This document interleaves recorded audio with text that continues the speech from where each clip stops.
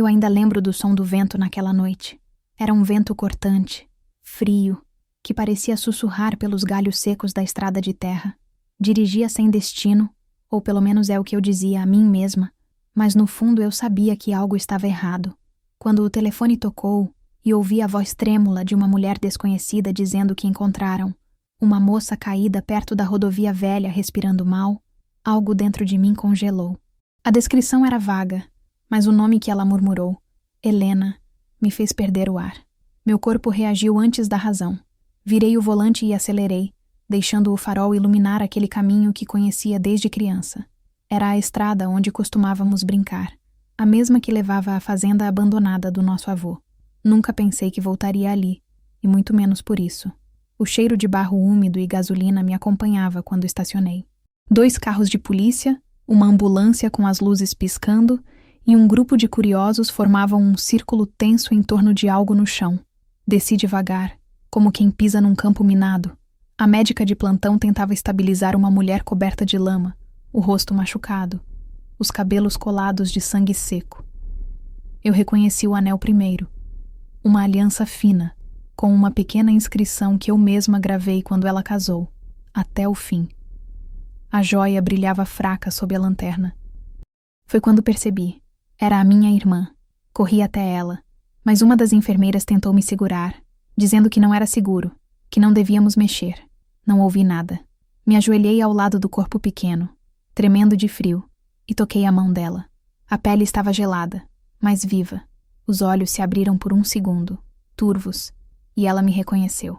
A boca dela se moveu, lenta, dolorida, e um fio de voz escapou. Foi o meu marido. Essas 4 palavras queimaram minha alma. A enfermeira gritou algo sobre pressão caindo. Alguém chamou o desfibrilador, e eu fiquei ali, imóvel, sentindo o mundo se estreitar em torno de mim. Não chorei, não gritei, apenas respirei.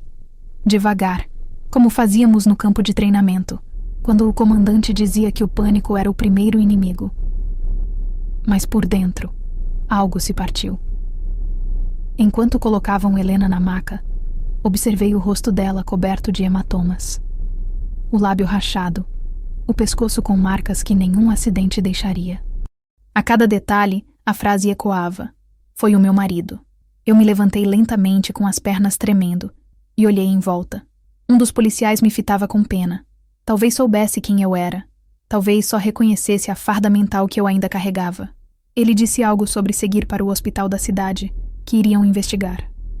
Eu apenas balancei a cabeça. O som da ambulância se afastando deixou um vazio no ar.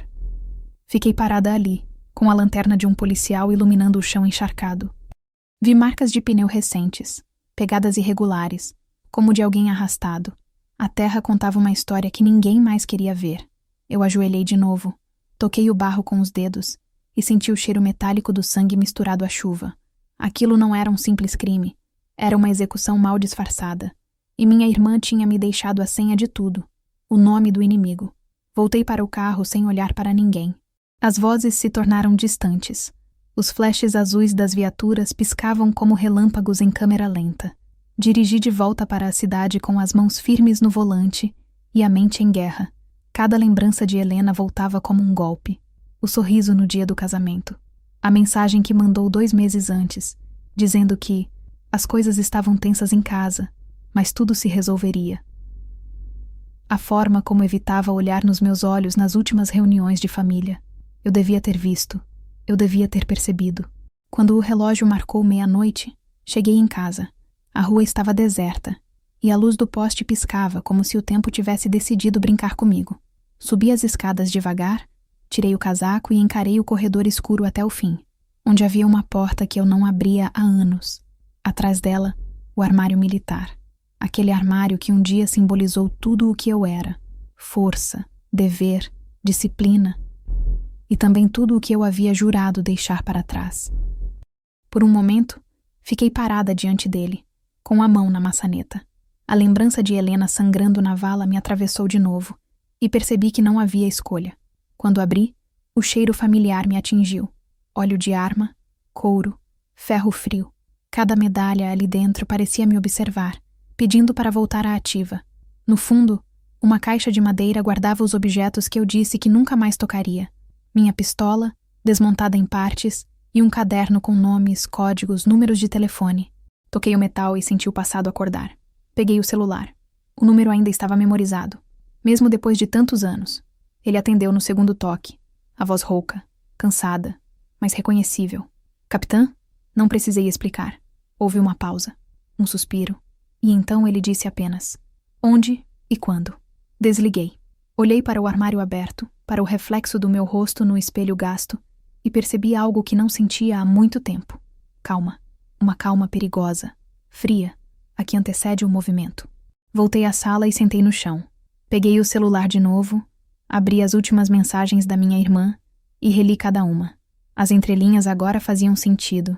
Ela vinha pedindo ajuda disfarçada, e eu, ocupada com minha vida longe da farda, não quis ver. Senti a vergonha queima como pólvora, mas transformei isso em foco. Do lado de fora, a chuva voltou. Cada gota que batia no vidro soava como uma contagem regressiva.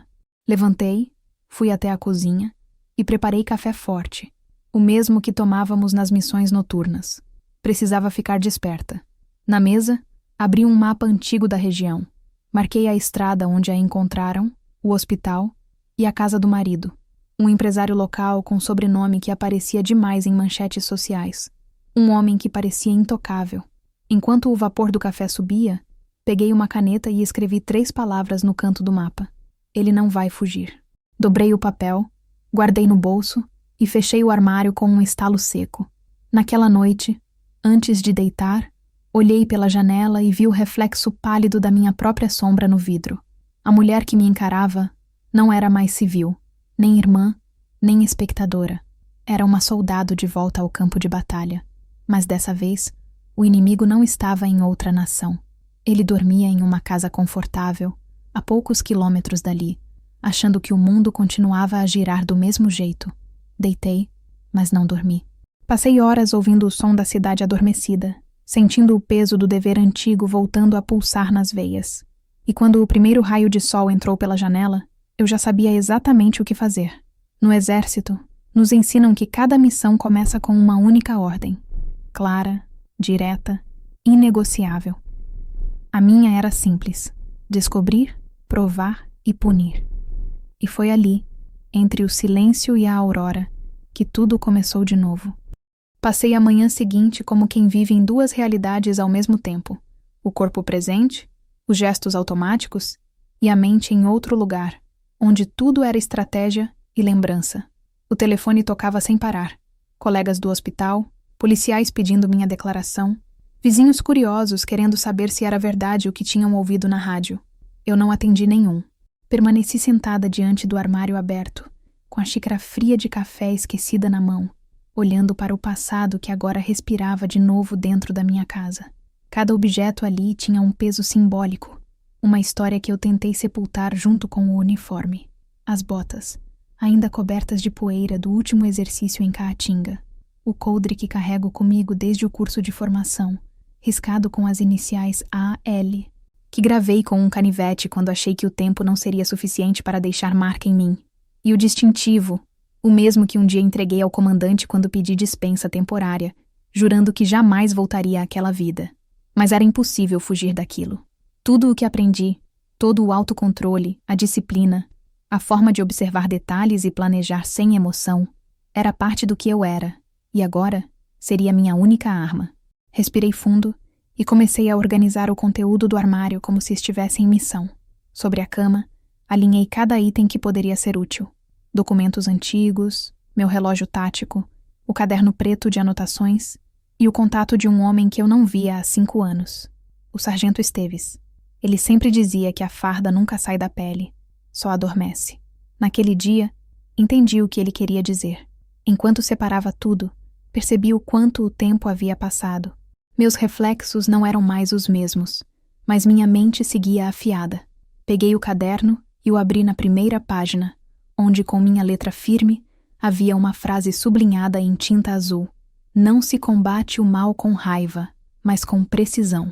Essa frase foi dita por um instrutor que eu detestava na época. Um homem duro, frio, que parecia não sentir nada. Hoje, Ela fazia sentido. Passei o resto da manhã revendo relatórios de treinamento e lembrando de exercícios de infiltração urbana. Não porque planejava nada ilegal, mas porque o marido da minha irmã não era um inimigo comum. Ele tinha dinheiro, influência e sabia manipular aparências.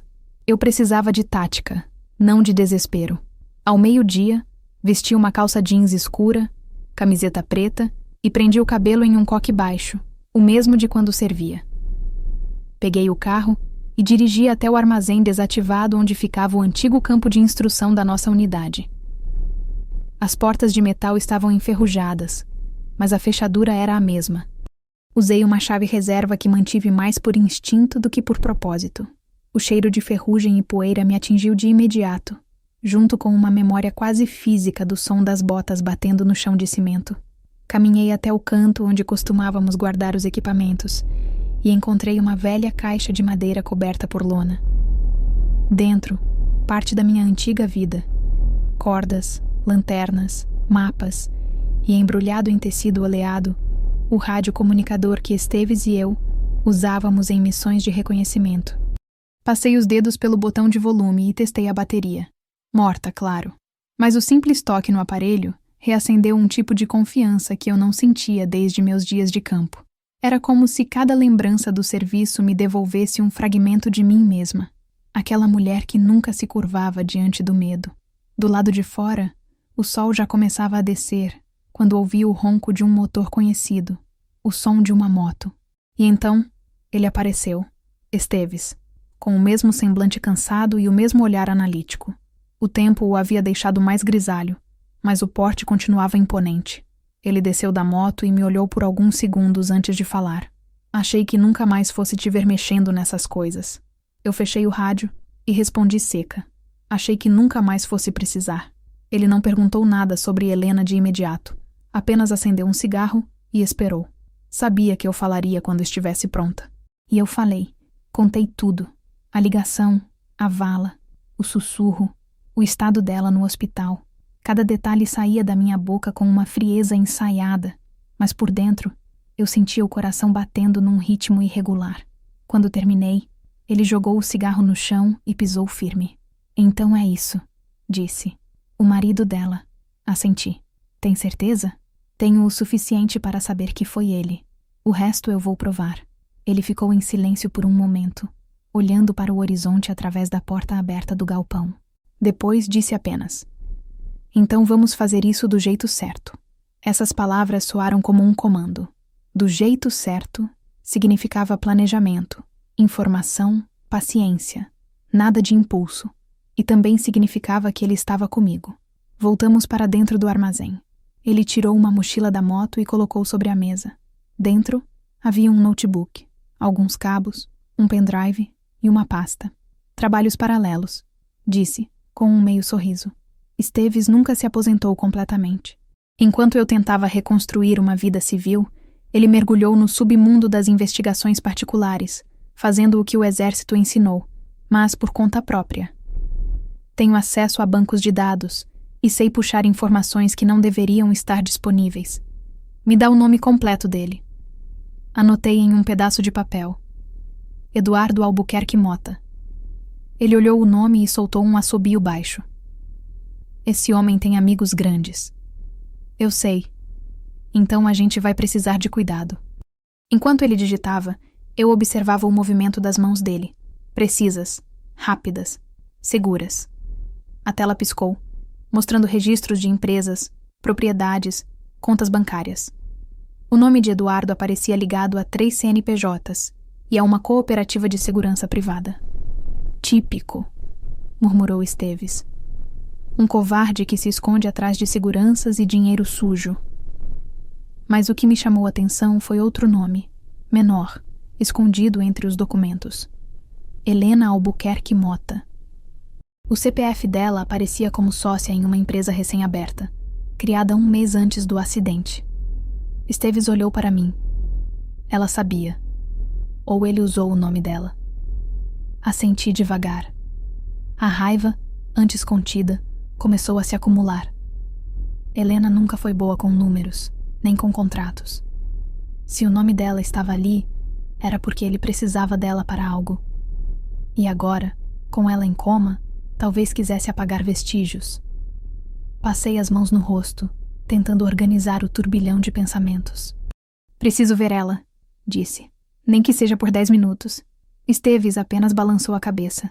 Eu cuido disso. Enquanto ele falava ao telefone, percebi o quanto minha própria voz havia mudado. Já não tremia, já não hesitava.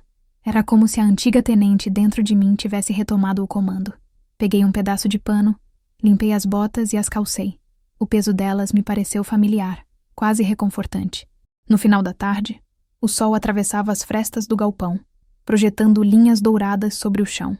O ar estava pesado, cheirando a poeira e lembranças. Esteves desligou o telefone e me olhou com um ar decidido. Amanhã, 7 da manhã, ala de isolamento do Hospital Santa Marta. Um amigo meu vai estar de plantão. Você entra como consultora de segurança da unidade. Eu assenti. E ele? Perguntei. O marido? Esteves sorriu de leve. Já deixei rastros falsos suficientes para que ele não saiba que estamos atrás. Mas se você quer mesmo justiça, vai precisar controlar o instinto. Sempre controlei. Não, Ana. Ele respondeu, usando meu nome completo pela primeira vez em anos. Agora vai precisar controlar o coração.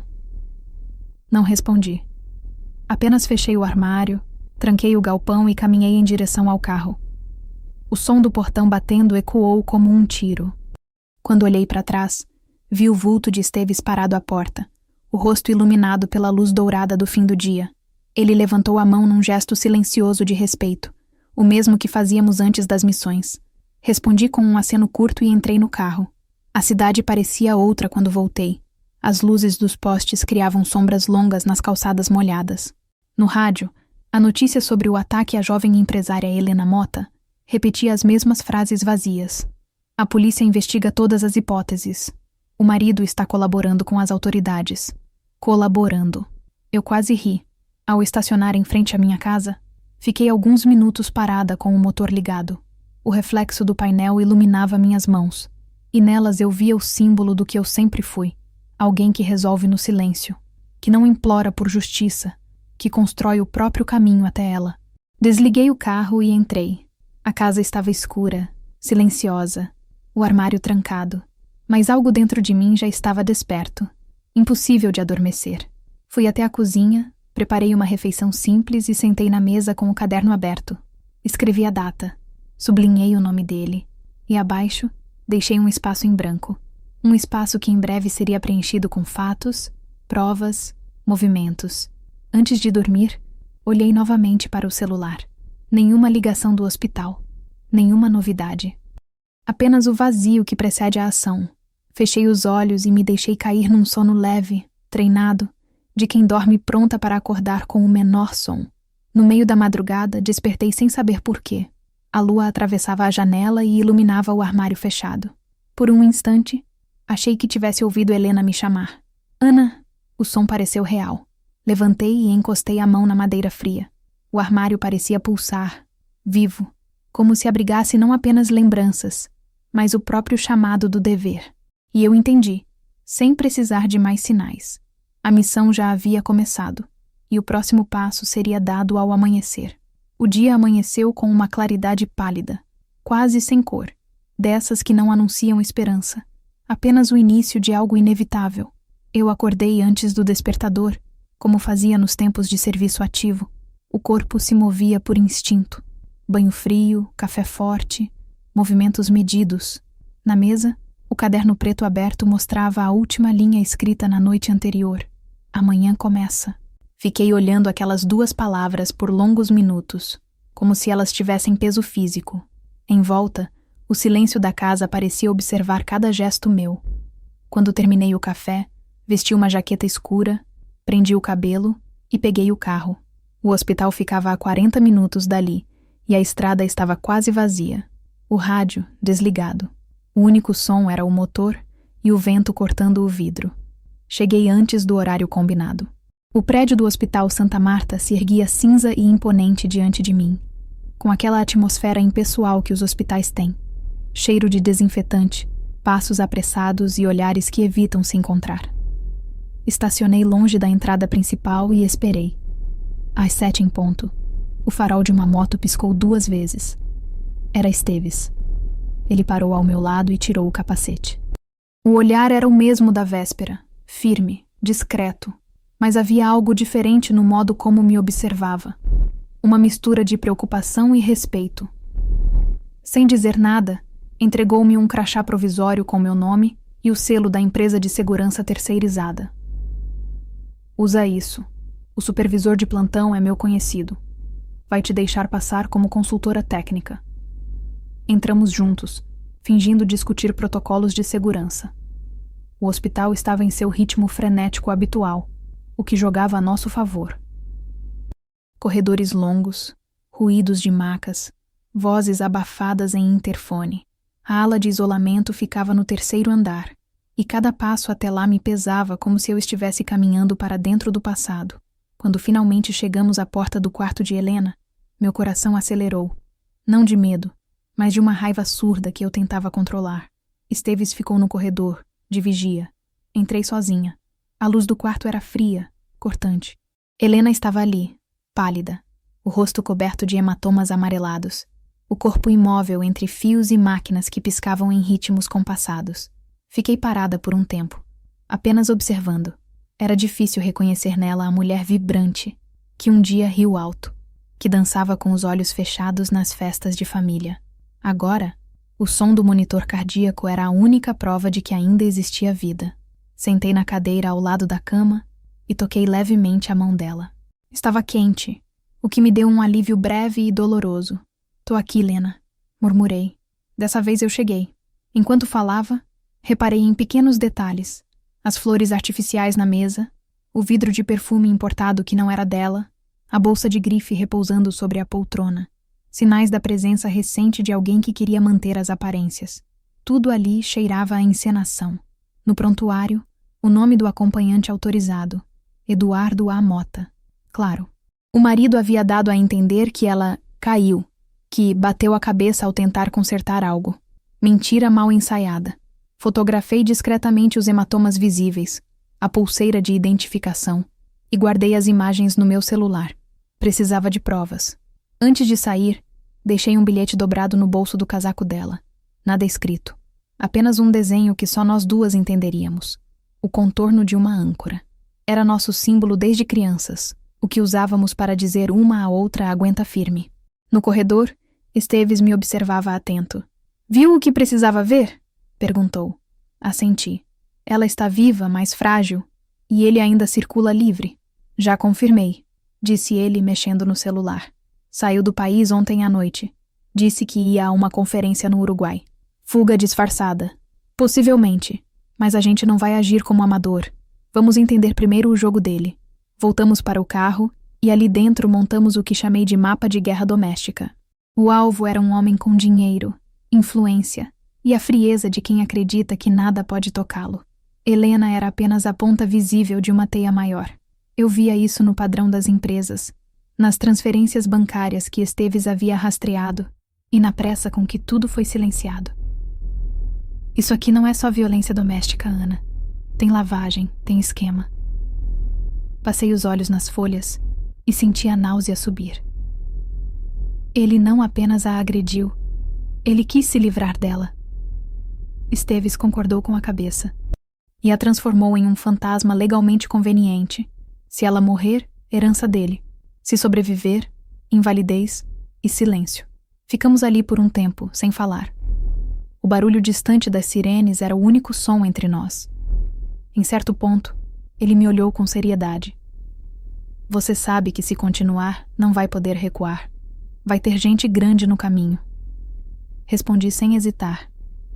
Já estive em guerra antes. A diferença é que agora eu sei exatamente por quem estou lutando. Saímos do estacionamento e seguimos para uma lanchonete afastada, onde montamos uma base improvisada. A cada conversa, a sensação de déjà-vu aumentava. Era como planejar uma operação real. Análise de terreno, reconhecimento de área, levantamento de alvos secundários. Esteves desenhou um diagrama no guardanapo. Aqui o núcleo financeiro. Aqui o ponto fraco. Um sócio com ficha suja e um segurança que já foi nosso recruta. Nome: Gomes. José Gomes Filho. Trabalhou conosco antes de ser expulso por desvio. Hoje é segurança particular do Mota. Se alguém pode falar, é ele. E vai falar. Marcamos de encontrá-lo naquela noite, num bar de estrada que servia como ponto de encontro de ex-militares. O tipo de lugar onde ninguém faz perguntas, mas todos ouvem tudo. Até lá, decidi voltar à casa de Helena. Precisava sentir o ambiente, entender como ele transformou o lar dela em um campo de guerra silencioso. A casa ficava em um condomínio de luxo, cercado por câmeras e portaria digital. Usei o mesmo método que aprendi nas operações urbanas: observar, esperar, agir. O segurança da guarita me reconheceu pelo sobrenome e liberou a entrada sem questionar. Afinal, a irmã da vítima era uma figura de pena, não de perigo. Lá dentro, o silêncio me atingiu como um soco. As luzes estavam apagadas e o ar tinha o cheiro doce e mentiroso de limpeza recente. Caminhei devagar pelos cômodos, tocando móveis, lembranças, tentando ouvir o eco do que aconteceu ali. No chão da sala, perto do tapete, percebi uma mancha escura parcialmente lavada. Ajoelhei-me e senti o odor metálico. Sangue. Peguei um cotonete e fiz a coleta improvisada. Anos de perícia deixaram reflexo. No corredor, a moldura de uma foto estava caída, o vidro rachado. Era uma imagem dos dois. Eduardo sorrindo. Helena com um olhar tenso, quase forçado. Quantas vezes aquela expressão passou despercebida? Quantas vezes ela fingiu que estava tudo bem para preservar o que chamavam de imagem do casal perfeito? No quarto, encontrei um tablet esquecido na gaveta. A senha foi fácil. O nome da mãe dela, seguido do ano de nascimento. Dentro, e-mails arquivados revelavam o padrão que eu temia. Ele controlava tudo. Contatos, compras, mensagens. E entre as conversas, uma se destacava, enviada para uma amiga que ela confiava. Se algo acontecer comigo, procura minha irmã. Ela sabe o que fazer. Fechei o tablet e a frase ecoou como um comando direto. Ela sabe o que fazer. Eu não sabia se aquilo era confiança ou desespero, mas entendi o recado. Quando saí da casa, o sol já estava se pondo. A luz avermelhada refletia nos vidros do carro, e por um instante vi meu próprio rosto distorcido, metade humano, metade sombra. A soldado dentro de mim estava de volta por completo. À noite, encontrei Esteves no bar de estrada. O lugar era abafado, cheio de fumaça e vozes roucas. Gomes chegou atrasado, nervoso, olhando em volta como quem tem culpa demais para disfarçar. Esteves fez o contato inicial, e eu observei. Bastou dizer o nome Mota para o homem empalidecer. Pedi que sentasse. A conversa foi curta, direta. O olhar dele vacilava. As mãos tremiam. Quando mencionei Helena, ele baixou a cabeça. Eu só dirijo. Não sei de nada. Mentira. Apertei o copo sobre a mesa e disse devagar. Sabe, Gomes, no quartel a gente aprendia que covarde é aquele que cala. Você ainda lembra do juramento? Ele me encarou sem resposta. Esteves colocou uma nota de 100 sobre a mesa e acrescentou. E também aprendemos que toda informação tem preço. O homem engoliu em seco. Ele mandou limpar tudo. Disse que era um acidente, mas eu vi o corpo antes. Tinha marca de cinto no pescoço. Parou por um instante, depois completou. Tem gente dele dentro da polícia. Se quiserem fazer algo, façam logo, porque vão encerrar o caso como tentativa de suicídio. Saímos do bar sem dizer nada. O ar da noite estava denso, quase elétrico. No caminho de volta, Esteves perguntou o que eu ia fazer. Respondi com calma. Vou fazer o que ela pediu, o que eu devia ter feito há meses. Ele assentiu, sem precisar de mais. A parceria estava selada. Na madrugada, já em casa, sentei diante do armário aberto. As condecorações continuavam no mesmo lugar, brilhando sob a luz fraca da lâmpada. Peguei uma delas, a que recebi por bravura em campo. Lembrei do que o comandante disse ao me entregar. Coragem não é ausência de medo, é o domínio dele. Coloquei o broche no bolso, junto com o crachá falso e o cartão de acesso do hospital. Antes de dormir, escrevi uma nova linha no caderno. Missão em andamento. O alvo já se moveu. Eu também. Do lado de fora, a cidade dormia. Eu, não. O chamado havia sido atendido. E agora, nada mais seria o mesmo. Antes da queda, antes da vala, Antes do sangue e do nome sussurrado, existia uma vida que parecia tranquila, não perfeita, nunca foi, mas estável o suficiente para me fazer acreditar que estávamos seguras. Lembro de Helena rindo na cozinha da nossa mãe, mexendo o café com o mesmo jeito distraído de quando era adolescente, enquanto eu tentava ajustar o colarinho da farda, e ela dizia, entre risos, que eu parecia mais pronta para casar com o exército do que com qualquer homem. Era o tipo de provocação leve que só irmãs trocam. Ela sempre foi a parte doce da nossa família. E eu, a parte prática, a que aprendeu cedo a conter as lágrimas e agir. Helena acreditava nas pessoas. Eu acreditava em preparo. Essa diferença sempre foi nosso equilíbrio, até o dia em que o nome de Eduardo Mota entrou pela primeira vez na conversa. Ele apareceu numa festa beneficente organizada por uma amiga dela, um evento de empresários e políticos. Eu estava de serviço no norte e só soube depois, por fotos que ela me mandou. Ela com um vestido azul simples e um sorriso novo, ele de terno preto e olhar de quem já se considerava dono de tudo. Ele é diferente, Ana, ela escreveu. Me trata como se eu fosse a única pessoa na sala. Eu respondi apenas com um emoji neutro, um reflexo do ceticismo que sempre me salvou. Homens assim sempre me pareceram perigosos. Os que elogiam em excesso, prometem futuro e se alimentam de admiração. Quando voltei de missão, meses depois, eles já estavam noivos. Helena dizia que nunca se sentira tão segura, que Eduardo entendia o lado dela, que não se importava com o fato de ela trabalhar meio período numa clínica. Mas percebi logo nas primeiras visitas que o controle estava ali, sutil, como um gás invisível que vai dominando o ar. Ele não a deixava pagar nada. Insistia em decidir o que ela vestia, o que comia, até quais amigos manter. Ela chamava de cuidado. Eu chamava de sinal. Lembro-me de uma noite específica, um jantar de família no apartamento deles. Eduardo falava sobre negócios, sobre política, sobre como o país precisava de homens firmes, e Helena ouvia como quem não quer causar atrito. Quando ele saiu para atender o telefone, ela me olhou com um cansaço que não combinava com a fase recém-casada. Ele é bom, Ana, disse. Só é exigente. Eu quis responder que exigência e opressão são coisas diferentes, mas ela me calou com um olhar suplicante. Aquele olhar que diz, não estraga o que ainda dá para fingir. Nos meses seguintes, percebi que ela começou a desaparecer aos poucos. Parou de postar fotos, de ir às reuniões de família, de atender minhas ligações. Quando atendia, a voz vinha baixa, distante, cheia de pausas. Eu sabia ler silêncios. Aprendi isso nos anos de serviço. Era o mesmo silêncio dos soldados que carregavam traumas e diziam estar bem. O mesmo silêncio que precede o colapso. Mas o trabalho me arrastava para longe. E a culpa, disfarçada de justificativa, me fazia acreditar que ela daria conta. Ela sempre deu.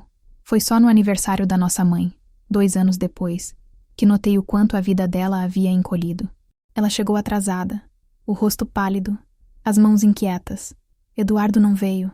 Viagem de negócios, disse ela com o sorriso automático de quem repete a mesma desculpa há meses.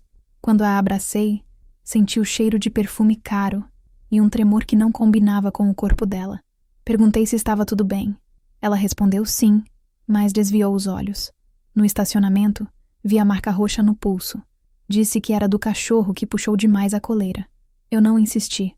Naquela noite, perdi o sono. A verdade é que eu também estava cansada. Depois de 15 anos de serviço, minha mente carregava cicatrizes invisíveis. As madrugadas eram povoadas por sons que só eu ouvia. O estalo de tiros, gritos abafados, a respiração acelerada antes de uma emboscada. Tentei seguir com a vida civil, mas o corpo ainda reagia como se estivesse em alerta. Então, quando Helena me mandou uma mensagem dizendo «Ele está diferente, mas acho que é o estresse», eu apenas desejei que ela tivesse força para aguentar. No fundo, sabia que estresse não deixa hematomas. Um dia, sem aviso, ela apareceu na minha porta. Era uma sexta-feira de chuva fina. Trazia uma mala pequena e olhos inchados. Disse que precisava de um tempo. Não me contou tudo, apenas o suficiente. Uma discussão, um empurrão, uma ameaça velada. Eu a abriguei sem pensar. Nos primeiros dias, ela mal falava. Andava pela casa como um fantasma. Eu cozinhava, Ela empurrava a comida no prato. Às vezes, acordava gritando no meio da noite. Eu sentava na beira da cama e segurava a mão dela até o corpo se acalmar. Nenhum treinamento prepara uma pessoa para ver a própria irmã se desfazer em pedaços. Por 2 semanas, ela ficou comigo. Parecia melhorar. Ria de novo, tomava café na varanda, até se inscrever num curso de jardinagem. Eu comecei a acreditar que ela não voltaria para ele. Mas um dia, recebi uma ligação. Era Eduardo. A voz calma, educada, ensaiada. Sei que minha esposa está aí, capitã. Quero apenas conversar. Respondi que ela estava bem e que não havia nada a conversar. Ele riu do outro lado da linha. Você sabe que ela não sobrevive sem mim. A ameaça era sutil, mas clara. Helena ouviu parte da conversa. Naquela mesma noite, ela arrumou as coisas. Disse que não queria me colocar em perigo. Prometeu que seria só uma conversa, que voltaria no dia seguinte. Não voltou. Nos dias seguintes, liguei, mandei mensagens, tentei contato. Ele respondeu uma vez, dizendo que estava tudo bem, que Helena tinha viajado com amigas. Mentira. A intuição gritou dentro de mim, mas sem provas. Eu era apenas uma ex-militar paranoica. Foi quando comecei a registrar tudo. Horários, mensagens, prints, datas. Parte de mim sabia que aquele homem seria capaz de qualquer coisa, e eu precisaria de evidências. Meses se passaram. Helena reapareceu de vez em quando, sempre mais magra, mais apagada. Dizia que estava tentando manter as aparências, que ele tinha prometido mudar. Uma noite nos encontramos num café escondido, o tipo de lugar onde ninguém presta atenção em ninguém. Ela parecia outra pessoa. Olhar baixo, mãos trêmulas. Pedi que fosse embora com a mala, que eu daria um jeito. Ela respondeu: Você não entende, Ana. Ele sempre sabe onde estou. Eu quis dizer que nenhum homem é onipotente, que eu conhecia gente capaz de fazê-lo sumir sem deixar rastro. Mas ela riu, um riso quebrado, e disse que ele não era um criminoso qualquer, que tinha amigos no alto escalão, que controlava mais do que dinheiro. E então confessou algo que me tirou o ar. Ele a obrigara a assinar documentos de empresas, a emprestar o nome para movimentações financeiras. Se eu for embora, eu levo tudo comigo, disse. E ele não vai permitir isso. Naquele momento, percebi que ela não era mais uma vítima comum. Era uma refém dentro de um labirinto jurídico e emocional. Tentei convencê-la a denunciar, mas ela só balançava a cabeça, murmurando que ninguém acreditaria. No dia seguinte, desapareceu de novo.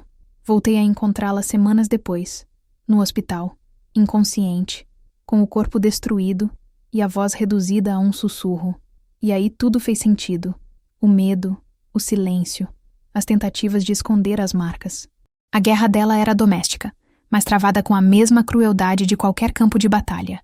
De volta ao presente, enquanto escrevia essas lembranças no meu caderno, senti o velho nó no peito apertar. A culpa é um peso que não se distribui. Ela se aloja e fica. Eu, com toda a minha experiência em lidar com inimigos armados, falhei em proteger uma mulher desarmada. A irmã que ria de tudo e acreditava no amor, acabou sendo destruída por ele. Mas a culpa é combustível.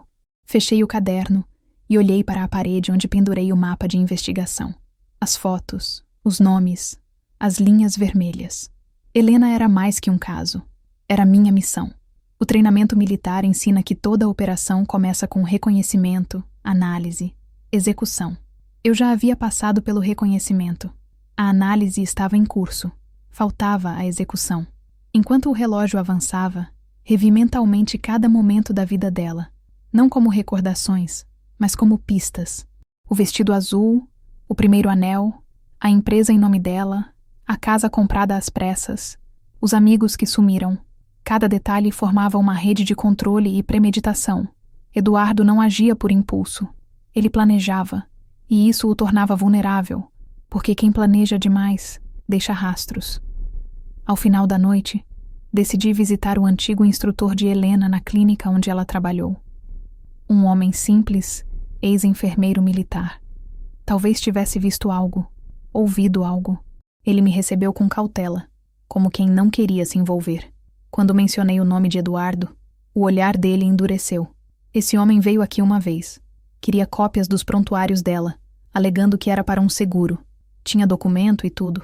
Eu neguei. No dia seguinte, Recebi uma ordem da diretoria para entregar. Foi quando ela pediu demissão. Anotei cada palavra. Saí dali com a confirmação que precisava.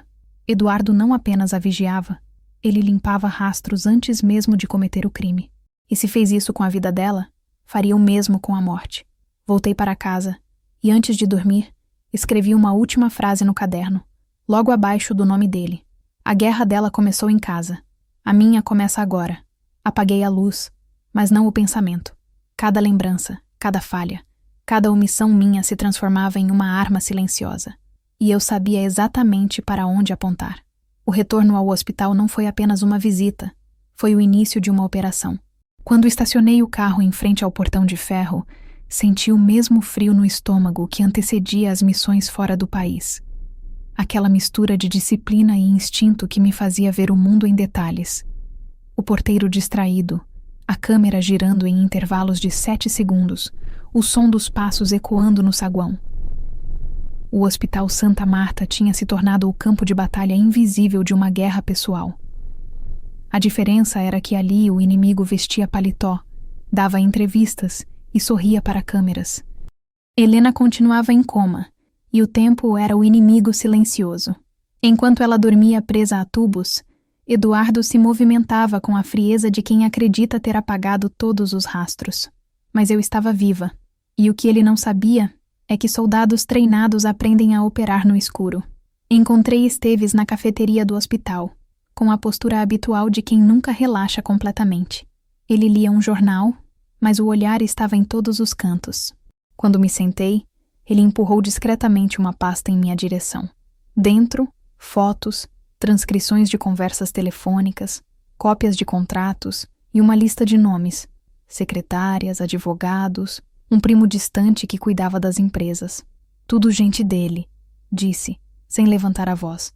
Mas um nome me chamou a atenção. Tenente Coronel Figueiredo. Reformado, mas ainda ativo em bastidores. Adivinha? Melhor amigo do sogro de Mota. Se você quiser seguir, vai bater em estrutura militar. E isso é um campo minado. Eu respirei fundo. Campo minado é o que resta quando o inimigo tem medo de lutar de frente. Ele me observou por um momento. Você ainda fala como se estivesse em operação. Isso te assusta? Balancei a cabeça. Não, me assusta o contrário. O fato de eu ter sentido falta dessa clareza. O plano era simples. Obter provas antes que ele retornasse da viagem. A polícia não faria nada sem pressão, e a imprensa só se moveria com evidências. A primeira etapa seria infiltração legal. Descobrir quem assinou a internação, quem controlava as visitas e se havia interferência nos relatórios médicos.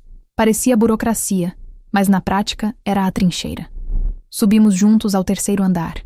A cada passo, meu corpo recuperava o ritmo de quem lidera a incursão. Chegamos à recepção da ala restrita, e Esteves assumiu o papel de chefe de segurança externa, exibindo o crachá e falando num tom confiante o suficiente para não permitir perguntas. O funcionário apenas assentiu, e a porta se abriu. Dentro, a luz fria e o silêncio controlado. Entrei no quarto de Helena, toquei novamente a mão dela e percebi uma leve reação, quase imperceptível como um reflexo. Você me ouve, Helena? Nada, mas o pulso parecia um pouco mais firme. Talvez fosse só esperança, mas no exército aprendemos que esperança é uma forma de combustível, e eu precisava queimar cada gota dela. Enquanto eu falava, Esteves verificava a ficha médica. Olha isso, disse. Os medicamentos foram alterados ontem. Nova prescrição assinada por outro médico. Peguei o papel. O nome do novo responsável era o mesmo que figurava em uma das empresas de Eduardo. Coincidência não existe quando a vida de alguém vale dinheiro. Ele está tentando controlar até o tratamento, murmurei. Se ela acordar, ele perde tudo. Foi quando ouvi passos no corredor. Reconheci o som antes de ver a figura. Sola de couro polido, ritmo seguro e aquela arrogância de quem nunca precisou baixar o tom. Eduardo Mota estava ali, de terno cinza, aparência impecável, o tipo de homem que sabe usar o silêncio como arma. Ele parou na porta e sorriu. Capitã Ana Lemos. Ou devo dizer, ex-capitã. A presença dele fez o ar ficar pesado. Eu não respondi. Ele entrou no quarto, olhou para Helena e suspirou teatralmente. Triste, não é? Tão jovem, tão descuidada. Antes que eu pudesse reagir, Esteves se interpôs, discreto, mas firme. Visita controlada, senhor. A senhora está em tratamento. Eduardo sorriu, olhando diretamente para mim. Vejo que ainda comanda subordinados. Velhos hábitos morrem devagar, não é? A raiva subiu, mas mantive o rosto impassível. Hábitos como respeitar a vida, por exemplo. Ele deu um passo mais perto, o suficiente para eu sentir o perfume caro misturado ao hálito doce de vinho. Sua irmã era emocional demais. Eu tentei ajudá-la. Às vezes, as pessoas se machucam sozinhas. Essa frase me atravessou como uma faca. Eu soube ali que ele estava me provocando, testando meus limites. Soldados são treinados para resistir à tortura, e ele sabia disso. Sorri. Não de humor, mas de cálculo. A polícia vai adorar ouvir essa versão. Ele inclinou a cabeça. A polícia? Oh, capitã, a polícia me liga por educação. A senhora devia cuidar para não ultrapassar limites legais. O hospital é um lugar civilizado. E então saiu, como quem encerra uma peça teatral. A porta se fechou e o silêncio voltou, mas a tensão ficou. Esteves me olhou e eu percebi que minha mão tremia levemente. Ele quis medir sua reação, disse. E falhou. Não completamente, respondi. Ele me mostrou que não tem medo. Isso significa que acredita estar protegido. E ninguém se protege tanto se não tiver algo a esconder. Voltamos para o carro. No trajeto, o sol de meio-dia refletia nos prédios. E eu pensava na frase dele. As pessoas se machucam sozinhas. O tipo de justificativa que homens assim carregam como medalha. Quis gritar, mas me contive. A raiva sem foco é desperdício. Paramos em frente ao antigo quartel, onde servi por quase uma década. O portão estava coberto de ferrugem, a pintura descascada, mas o lugar ainda tinha a mesma aura de disciplina. Pedi autorização para entrar sob o pretexto de visitar o memorial. O soldado da portaria, jovem demais para lembrar de mim, ligou para o oficial de plantão. Quando voltei a ouvir meu nome sendo dito com o tom respeitoso de antigamente, percebi o quanto eu havia tentado apagar minha história, e o quanto ela ainda me definia. Dentro do pátio, o cheiro de grama molhada e graxa me atingiu como lembrança física. Caminhei até o ginásio desativado, onde ficavam os lockers antigos. O meu ainda estava lá, com a marca AL 027. Girei o cadeado, que surpreendentemente abriu com a mesma combinação. Dentro, encontrei o que restava da mulher que um dia acreditou em honra institucional. Um conjunto de fardas dobradas, uma bandeira e uma foto amarelada de um grupo de soldados sorrindo sob o sol do sertão. Esteves estava nela, jovem, de olhar limpo. Ficamos em silêncio por um tempo. Ele se aproximou e disse: "Você está voltando para a base." Literalmente. "Não é nostalgia", respondi. "É estratégia." Peguei um dos mapas táticos da parede e comecei a desenhar por cima com caneta. Aqui é o hospital, o ponto fixo. Aqui é a casa dele. E aqui, o escritório da empresa fantasma que usou o nome dela. 3 eixos. Se encontrarmos o elo entre eles, encontramos a verdade. Esteves me observava com aquele meio sorriso cansado de quem já perdeu muita fé no sistema, mas ainda respeita a lógica da missão. E se o elo for gente poderosa demais? Então a gente puxa até arrebentar. Nos dias seguintes, transformamos o quartel desativado em centro de operações.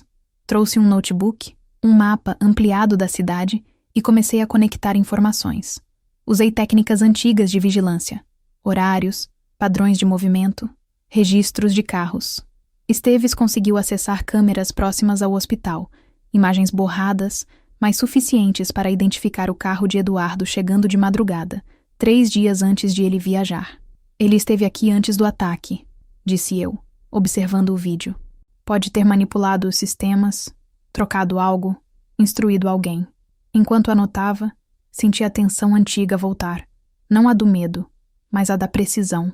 Eu estava no ritmo de guerra outra vez, e isso me assustava e acalmava ao mesmo tempo. No 4º dia de investigação, recebemos uma ligação. O enfermeiro responsável pela ala de Helena pediu para me encontrar discretamente. Nos encontramos em um café perto do hospital. O homem parecia nervoso, suando apesar do ar-condicionado. "Eu não devia estar falando", disse. "Mas alguém mudou os relatórios médicos. Um dos exames originais sumiu. O resultado indicava contusão por estrangulamento, não por queda. Anotei o nome dele, agradeci e deixei o dinheiro sobre a mesa. O suficiente para o silêncio durar, mas não o bastante para parecer suborno. Assim que saímos, Esteves soltou. Ele acaba de assinar a sentença de quem tentou encobrir isso. Voltei para casa à noite, o corpo exausto, mas a mente afiada. Abri o caderno preto e escrevi: a base está montada. Helena ainda luta, e eu também. Eduardo cometeu um erro. Ele me subestimou. Fiquei olhando para essa frase até o sono chegar. A guerra tinha mudado de cenário, mas a lógica era a mesma. Primeiro você entende o terreno, depois corta as linhas de suprimento do inimigo. E agora, eu sabia onde cortar. Antes de apagar as luzes, abri a janela. O vento trazia o cheiro distante de chuva e o ruído das motos na avenida. Pensei em Helena, em como a vida dela havia se tornado um campo minado, e prometi, em silêncio, que dessa vez não haveria recuo. A base estava de pé. A missão, viva. O inimigo, exposto, ainda que ele não soubesse. E eu estava de volta. A semana seguinte foi uma sequência de dias sem forma, em que o tempo parecia se arrastar como lama. Eu dormia pouco, com o rádio ligado em volume baixo, como fazia nas patrulhas noturnas. A cada som diferente, meu corpo reagia por instinto. O mesmo reflexo de quem aprendeu que perigo raramente anuncia sua chegada. Mas agora o inimigo não usava armas visíveis, e sim papel, influência e medo. E o campo de batalha era a cidade inteira. O primeiro rastro veio de um nome que eu não esperava. Um número desconhecido me enviou uma mensagem curta. Se quiser respostas, procure Sônia. Rua 9 de Julho, 221. Hoje, às 19 horas. Não havia assinatura, mas Esteves reconheceu o padrão. Isso é coisa de gente que tem o que perder, disse. E quando tem medo, procura quem ainda acredita na verdade. Fui sozinha, não por desconfiança de Esteves, mas porque, no fundo, eu sabia que certas portas só se abrem quando você carrega o próprio silêncio. O endereço ficava num bairro antigo, onde os prédios ainda tinham sacadas de ferro e cortinas pesadas. Subi as escadas estreitas até o segundo andar e bati na porta. Uma mulher magra de cerca de 50 anos abriu com o rosto meio coberto por sombras. Você é a irmã dela? Perguntou. Eu confirmei com um aceno. Entra depressa. Tem gente observando. Sônia era enfermeira particular, contratada para cuidar de Helena antes do casamento. Foi demitida sem explicação meses depois. No pequeno apartamento, ela mantinha uma pasta com cópias de exames e anotações de rotina. Eu sabia que aquilo não era normal, disse. Ele controlava até a medicação dela. Dizia que o médico havia autorizado doses mais altas de calmantes, mas não havia prescrição. Abriu a pasta e tirou de dentro um papel dobrado. Era uma receita falsificada, com assinatura digital adulterada. O mesmo nome que aparecia nos contratos das empresas de Eduardo. Por que guardou isso? Perguntei. Porque eu sabia que um dia alguém ia procurar. Aquela mulher, simples, sem farda nem treinamento, era mais corajosa que muitos soldados que conheci. Guardei o documento dentro do caderno e prometi que ela ficaria segura. Quando saí, percebi o carro preto estacionado do outro lado da rua. 2 homens dentro, motor ligado. O tipo de vigilância tosca, mas suficiente para intimidar quem não sabe reagir. Caminhei até o cruzamento. Entrei numa padaria e saí pelos fundos. Fiz o trajeto inverso a pé, pela rua paralela, até chegar ao carro. Anotei a placa e mandei para Esteves. Já rastreei, respondeu poucos minutos depois. Empresa de segurança privada, uma das de Mota. Ele estava me vigiando. Isso significava 2 coisas. Ou ele suspeitava que Helena pudesse acordar, ou já sabia que eu estava mexendo nas sombras que ele acreditava ter enterrado. Nos dias seguintes, o cerco começou a se fechar. Não contra mim, mas contra ele. Esteves conseguiu acesso a uma lista de transferências bancárias. Descobrimos que, 3 semanas antes do acidente, uma quantia de R$120 mil havia sido retirada da conta conjunta do casal e depositada numa conta no exterior, em nome de uma empresa de fachada. O titular? O mesmo médico que havia assinado a prescrição adulterada. Ele compra silêncio como quem compra relógios, disse Esteves. Mas o erro de quem compra tudo é achar que o tempo é uma mercadoria. O próximo passo era rastrear os contatos internos do hospital. Pedi ajuda a uma antiga colega de farda que hoje trabalhava no setor de inteligência da polícia. Ela topou, mas com uma condição: nada que comprometesse o sigilo dela. Você está mexendo com gente perigosa, Ana, alertou. Eles têm juízes, advogados, delegados. Se te pegarem, não vão te matar, vão te descredibilizar. Sorri. Isso eles já tentaram quando me chamaram de obcecada. E ainda estou aqui. Naquela noite, Esteves apareceu no quartel desativado com uma expressão que eu não via desde o serviço ativo, a mistura de apreensão e respeito que antecede más notícias. Ele voltou.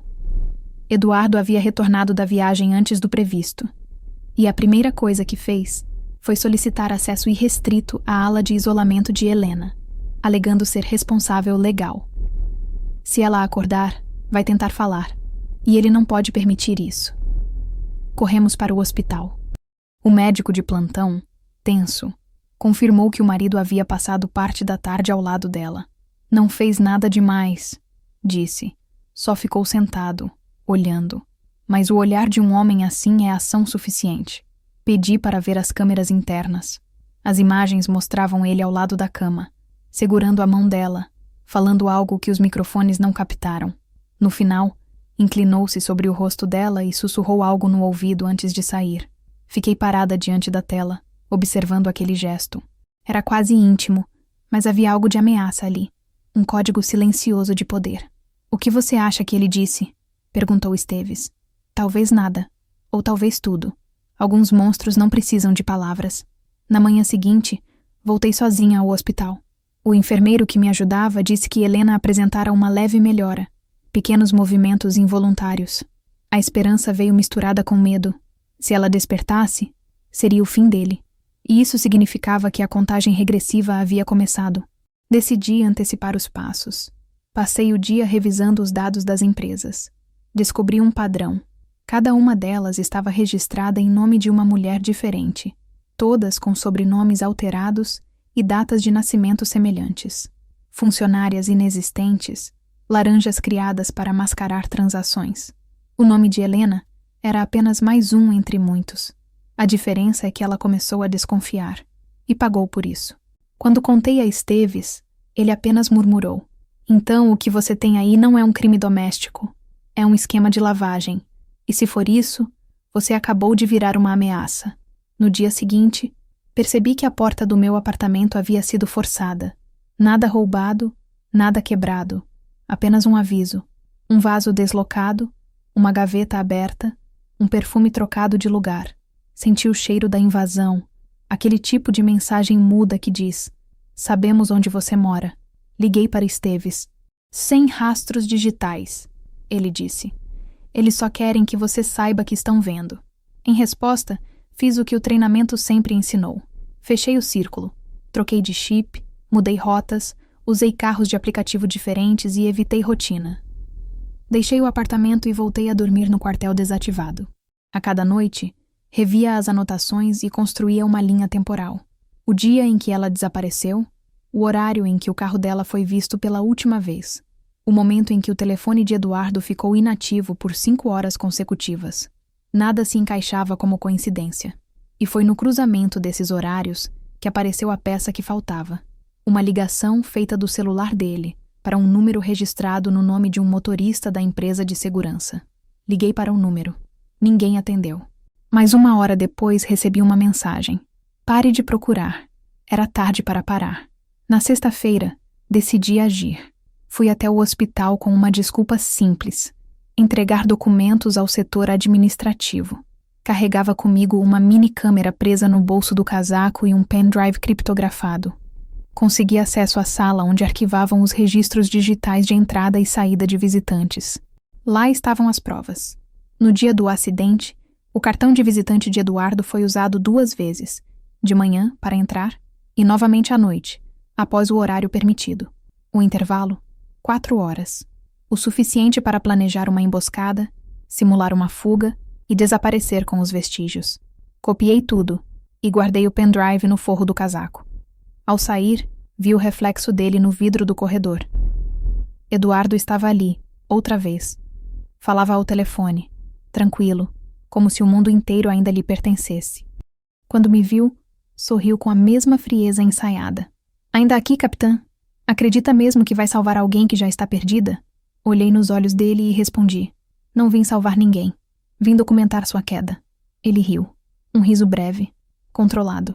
Você sempre foi teatral. Pena que ninguém vai acreditar em você. Saí sem olhar para trás. De volta ao quartel, entreguei o pendrive a Esteves. Ele o conectou e observou os dados com atenção. Isso é o suficiente para abrir uma investigação federal, disse. Mas se fizer isso agora, ele vai saber que foi você.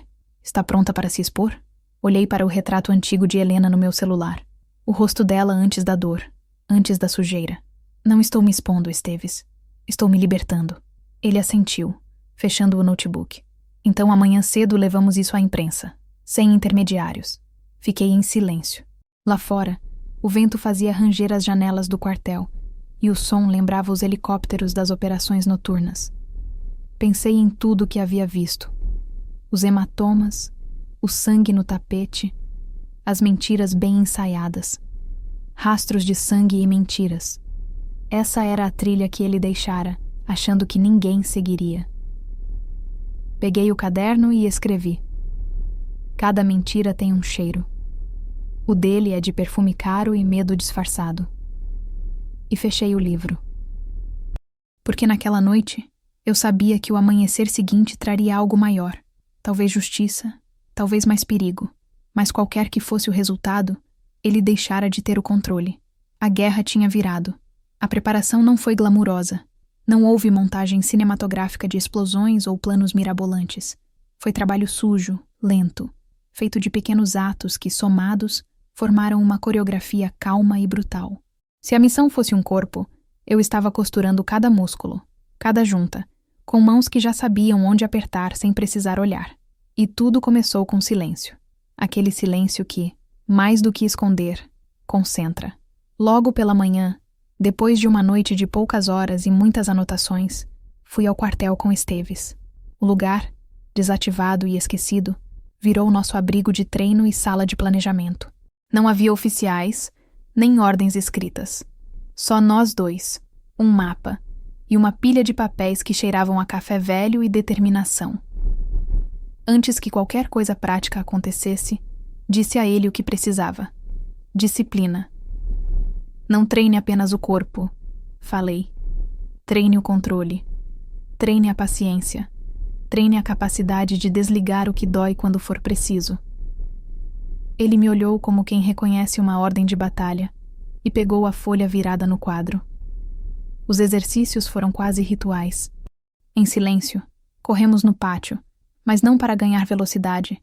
Corríamos para lembrar o ritmo do próprio corpo, para medir a respiração quando o pânico aparecia no estômago, para reacender a sensação de limite. Fizemos trabalhos de resistência, de equilíbrio, de olhar, exercícios simples que qualquer antigo combatente reconheceria. Caminhar sem fazer som, manter a cabeça fria em estímulos mentirosos, controlar a voz quando as emoções clamavam para explodir. Eu não precisava reaprender a atirar. Eu precisava reaprender a não usar a arma. Precisava de sensação de domínio sobre cada impulso que quisesse virar caos.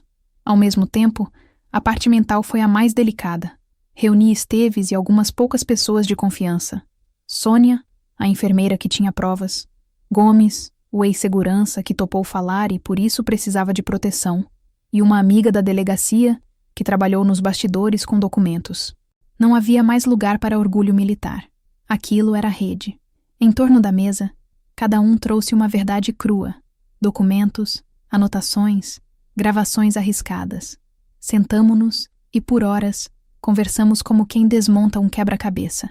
Cada peça tinha que ser examinada sem paixão, porque emoção cega pode torcer provas e fazer a gente tropeçar. Se vamos expor esse homem, disse eu, temos que saber como ele vai reagir antes mesmo de ele reagir. Foi o que fizemos. Simular cenários, prever respostas, identificar pontos onde poderíamos ser atacados, reputacionalmente, juridicamente, pessoalmente, e preparar defesas. Havia também a preparação prática da presença, roupas, documentos, rotas. Não no sentido de burlar leis, nada ilegal, mas para preservar a integridade de quem ajudava. Trocar de carro, variar rotas, criar alibis plausíveis para encontros. Ensinar Gomes a não falar em público sem a gente. Proteger Sônia de visitas indesejadas. Orientar a amiga da delegacia sobre quando pedir apoio institucional. Cada medida era uma camada de proteção contra a retaliação que um homem com aliados poderia promover. Passei tardes inteiras com o caderno preto aberto, escrevendo e raspando, reescrevendo. A escrita me ordenava. Transformei dor em cronologia, horários, nomes, provas, sequências.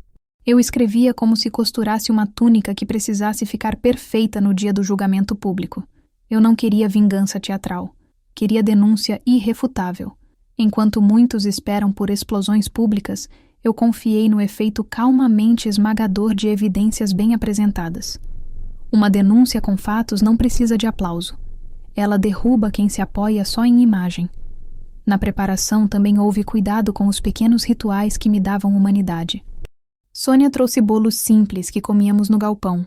Gomes, apesar do peso da culpa, tinha um gosto por café forte e histórias curtas. Rimo-nos pouco, e quando ríamos era de nós mesmos, de velhos hábitos militares que ainda insistiam em aparecer.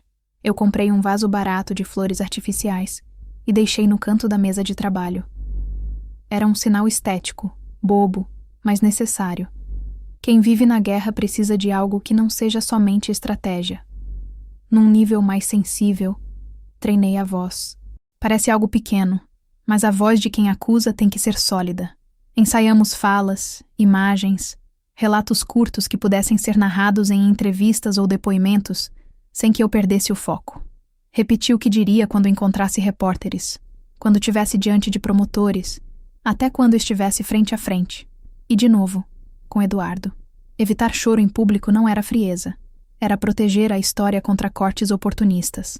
A verdade não ganha em plateia que chora na hora errada. Ao mesmo tempo, mantive os canais jurídicos aquecidos. Sabíamos que expor um homem com influência exige correção processual. Nossa amiga na delegacia ajudou a montar um dossiê que não dependia só da imprensa. Cópias autenticadas, laudos médicos solicitados por vias formais e um fluxo de contatos que incluía um advogado interessado em investigar lavagem de dinheiro após um pequeno vazamento de dados que Esteves provocara. Tudo isso foi combinado com cuidado para não criar rastro que pudesse ser apagado. Aqui mantivemos uma regra clara: agir dentro da lei. Não porque eu tivesse virado boa cidadã tarde demais, mas porque justiça que se constrói na ilegalidade é frágil e se desfaz como papel molhado. A escolha do local para o confronto, se podia chamar assim, foi tratada com a mesma calma cirúrgica. Não queríamos emboscadas. Queríamos exposição pública. A ideia não era pegar Eduardo numa rua escura, mas colocá-lo diante de coisas que não se podia apagar. Pensamos em várias alternativas: um restaurante de reputação, uma reunião em conselho da empresa dele, a praça onde havia fotos antigas do casal. Ao fim, optamos por algo simbólico e controlável: uma audiência pública proposta por uma ONG de defesa das vítimas, que concordou em ouvir testemunhos em caráter de urgência se conseguíssemos provar indícios fortes. Seria um palco, sim, mas sob regras e com cobertura legal. A plateia seria a lei, a imprensa e gente de estratos sociais que ele menosprezava.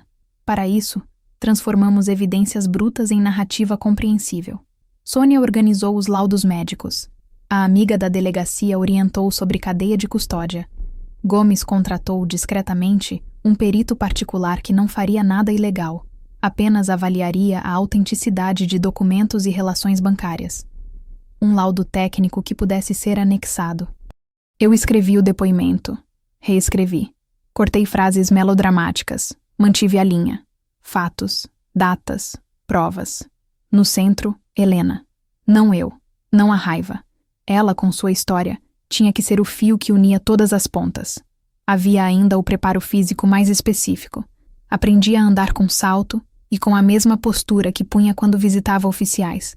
Não para seduzir, mas para não entregar vulnerabilidade. Ensaiei entradas e saídas, a forma de sentar e de olhar. Treinei respirar curto quando houvesse perguntas provocativas. Tudo isso parece teatral. E era. A diferença é que teatro com verdade derruba certezas de quem aposta na maquiagem. Também cuidei de uma eventualidade que me gelava. A possibilidade de Helena não acordar a tempo. Preparei então 2 frentes em paralelo. A primeira era a ação pública. Juntar material suficiente para, em tese, mover promotores e criar pressão institucional. A segunda era a rede de proteção para o caso de retaliação, casas seguras para Sônia, bloqueio de contas de Gomes, acompanhamento anônimo da delegacia. Prevenir é um gesto de amor para quem arrisca a própria vida por outra pessoa. Nos dias que antecederam a audiência, vivi um paradoxo. Dormia pouco, mas sentia-me mais desperta do que em muitos dias de minha carreira. A culpa que me empurrara até ali não desaparecera, mas transformara-se em propósito. Eu deixei de ser apenas a irmã que não viu. Me tornei a guardiã ativa da história dela. E isso, de certa forma, trazia paz. Numa noite, pouco antes do evento, caminhei até a margem do rio. Havia sempre uma brisa ali que lembrava nossa infância. Helena correndo, barro nos pés, promessas de irmandade feitas numa língua que o tempo não apaga. Fiquei ali por um tempo, sentindo o ar, alinhando o coração. Pensei em todas as falhas, em todos os si que enfeitavam a nossa vida. Quando voltei para o galpão, Sônia estava sentada, olhando uma foto antiga. Gomes entrou com 2 xícaras de café e, por um instante, éramos só pessoas cansadas que tentam atravessar uma tempestade. Esteves assentiu. Ninguém precisava dizer nada. A preparação tinha ainda espaço para a humanidade. A anti-soldado que tentei esconder reaparecia em gestos simples. A precisão nas mãos, a atenção ao detalhe, o respeito pelos que me ajudavam. Mas a mulher que carga amor não desaparecia. Estava ali, costurando paciência e ternura com a mesma força. Durante o treino, em algum momento, entendi que não havia contradição entre as 2 coisas. Defender era também amar. E então, na véspera, quando todos os papéis estavam em ordem, os laudos selados e as rotas de segurança traçadas, sentei-me em silêncio diante do mapa. Marquei o local da audiência, o caminho que faríamos, os pontos de entrada, e deixei um espaço em branco para o inesperado, porque o inesperado, em qualquer missão que envolva gente, é inevitável. Apaguei a caneta e peguei o caderno. Escrevi apenas uma frase, curta, que funcionava como lema: provar antes de punir, amar antes de odiar. Apaguei a luz do galpão e havia uma paz estranha no ar. A preparação não havia tirado a dor, mas a havia moldado em algo que podia se apresentar ao mundo sem ruído, como uma sentença que não precisa de gritos para ser verdadeira. No dia seguinte, voltaríamos à praça pública, à lei e à exposição. Eu me deitava sabendo que havia feito tudo o que me era possível, sem pedir a um soldado que agisse fora das regras, sem buscar sangue pelo sangue. A preparação me devolvera uma calma que eu não lembrava existir. Calma de quem, finalmente, está pronta para enfrentar o próprio passado. O dia do encontro amanheceu com um tipo de luz que parecia se recusar a nascer. O céu, coberto por uma camada espessa de nuvens, permanecia num cinza indeciso entre o amanhecer e o fim do mundo. Dormi pouco, 2 horas, talvez, e passei o resto da noite sentada no canto do galpão, observando o relógio antigo pendurado na parede, o tic-tac funcionando como um metrônomo do destino. Era o dia em que ele e eu dividiríamos o mesmo espaço sem intermediários. O dia em que a verdade deixaria de ser apenas palavra. A audiência pública havia sido marcada num centro comunitário ligado à ONG Vozes Invisíveis, um espaço simples, mas frequentado por jornalistas, promotores e algumas vítimas que encontravam ali um abrigo de escuta. Foi escolha estratégica. Neutra o bastante para evitar interferências, visível o suficiente para impedir silenciamento. Esteves estava ao meu lado desde cedo, revisando detalhes. Sônia, nervosa, carregava uma pasta repleta de cópias autenticadas dos documentos médicos. Gomes chegaria depois, escoltado por um policial de confiança. Cada peça em seu lugar. No caminho, dentro do carro, o ar parecia mais denso. Esteves quebrou o silêncio. Você sabe que ele vai tentar inverter o jogo. Vai se vitimizar, acusar você de histeria, de paranoia. Assenti. Homens assim não sabem existir sem o papel de mártir. Então mantenha a calma. Ele vai atacar onde doer mais. A culpa. A palavra culpa ficou suspensa no ar por alguns segundos. Era o que eu carregava no bolso da alma. Eu não disse nada, apenas olhei pela janela. As ruas ainda estavam úmidas pela chuva da madrugada. Cada semáforo parecia durar mais que o anterior, como se o tempo também hesitasse em me levar até ele. Chegamos cedo. O prédio era simples, paredes brancas e bancos de madeira. As janelas abertas deixavam entrar um vento frio que carregava cheiro de café recém-passado. Dentro, jornalistas preparavam câmeras, e alguns curiosos cochichavam entre si. Vi rostos conhecidos de bastidores locais. Repórteres que cobriam casos de violência doméstica, ativistas, funcionários do Ministério Público. Nenhum deles sabia quem eu era completamente, e eu preferia assim. Quando me sentei na fileira da frente, com a pasta sobre o colo, senti o peso daquilo que carregava. Não era apenas um caso. Era a reconstrução de uma mulher que tentaram apagar. Helena. Ela ainda estava no hospital, inconsciente, mas cada linha, cada prova, cada palavra que seria dita ali, seria, de alguma forma, a voz dela respirando através de mim. O relógio marcava 9 em ponto, quando a porta se abriu. O som dos saltos no piso encerado fez o murmúrio cessar. Ele entrou. Eduardo Mota, impecável, com o mesmo terno cinza do dia em que o vi pela última vez no hospital. O cabelo penteado, o olhar tranquilo. Atrás dele, um advogado jovem, desses que aprendem cedo a confundir eloquência com moral. Eduardo caminhava devagar, como quem saboreia o próprio poder. Quando nossos olhos se cruzaram, percebi que ele vinha pronto para a performance. Ele cumprimentou algumas pessoas, sorriu para câmeras, fez questão de parecer sereno. Eu continuei imóvel, observando. O homem à minha frente não era apenas o marido de Helena, era o arquiteto da ruína dela, o manipulador de sistemas, o predador social que aprendeu a transformar empatia em arma. E ainda assim, parte de mim reconhecia algo, a sensação de estar diante de um inimigo que, por mais desprezível, conhecia as mesmas estratégias de controle. Nós dois éramos soldados, de causas opostas.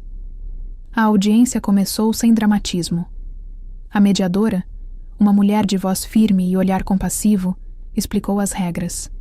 Todos teriam direito à palavra, as provas seriam exibidas, e a imprensa poderia registrar, mas sem interferir. O ar era de contenção tensa, um fio prestes a arrebentar. Sônia foi a primeira. Suas mãos tremiam, mas a voz se manteve firme.